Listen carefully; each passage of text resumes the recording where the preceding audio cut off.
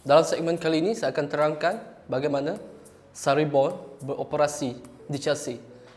Pertama kali kita kena faham konsep dia. Sarri-Ball adalah satu taktikal yang digelar sebagai mini tiki-taka ataupun mereka mengutamakan pertukaran hantaran yang banyak di antara pemain dan juga permainan secara berpasukan. Okey, penekanan pertama dalam Sarri-Ball adalah binaan serangan pada bawah. Sebab itu mereka hari itu dalam keadaan panik terpaksa menandatangani penjaga gol termahal dunia sebab mereka ingin mendapatkan seorang penjaga gol yang boleh memegang bola dan juga menghantar kepada rakan ataupun ball playing keeper.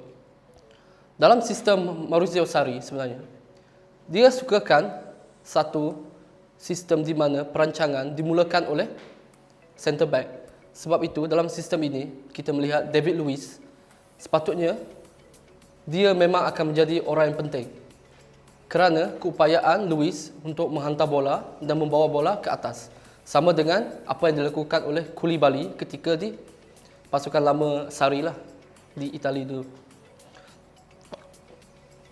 Ketika menyerang, pasukan Chelsea mereka akan membentuk sistem di mana mereka akan berada dalam kedudukan 3-4-3. Sekiranya mereka bermula pada 4-3-3.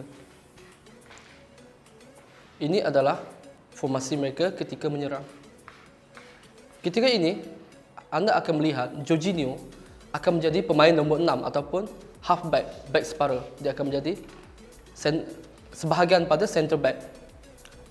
Di sini juga anda akan melihat N'Golo Kante dan seorang lagi pemain central midfielder sama ada Kovacic ataupun sesiapa sahajalah termasuk Ross Barkley akan berada selari dengan garisan dua pemain offensive fullback mereka. Jorginho telah secara tak langsung membuatkan Kante menjadi lebih baik ketika menyerang ataupun dia advance Kante ini ke atas. Dalam sistem Chelsea, N'Golo Kante nak tak nak dia kena belajar untuk lebih tajam ketika menyerang. Ini kerana Maurizio Sarri sudah ada nombor 6 yang utama, bukan N'Golo Kante.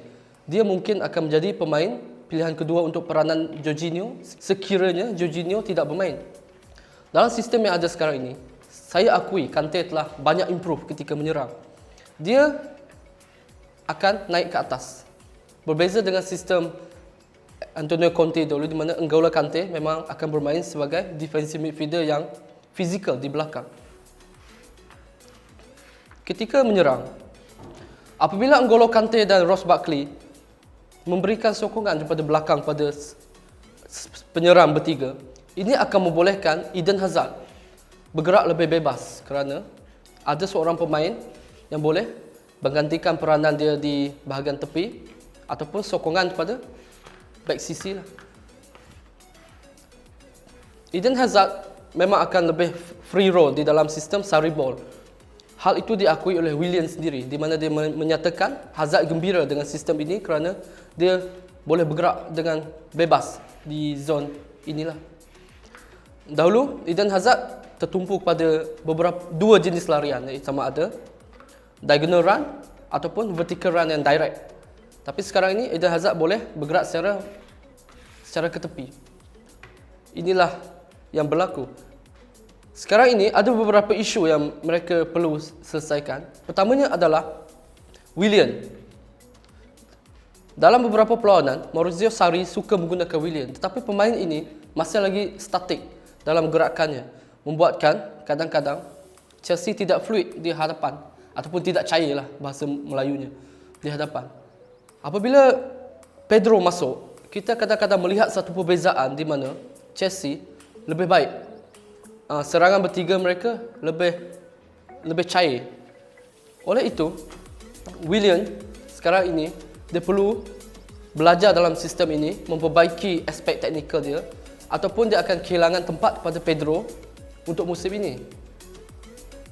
Dan seterusnya yang menarik adalah sistem penyerang utama ataupun nombor 9 mereka.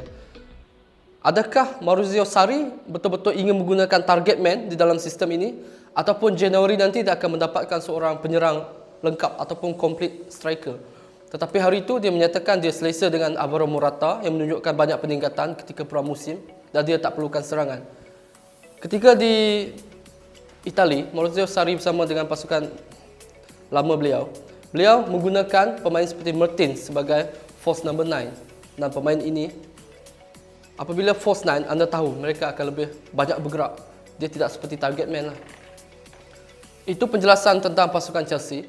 Dan apa yang pasti, mereka memang sudah berubah 180 darjah daripada apa yang mereka tunjukkan kepada kita di bawah Antonio Conte, di mana dahulu Chelsea lebih pada pasukan yang structure ataupun mengutamakan aspek bertahan baru menyerang. Tapi sekarang ni mereka mengutamakan aspek serangan ataupun bola sepak yang ofensif. Sekian.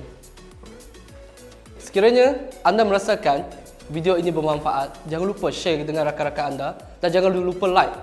Seterusnya, sekiranya anda ada topik yang anda ingin kami bincangkan ataupun kupas, anda boleh nyatakan di ruangan komen. Dan jangan lupa subscribe YouTube Kopa.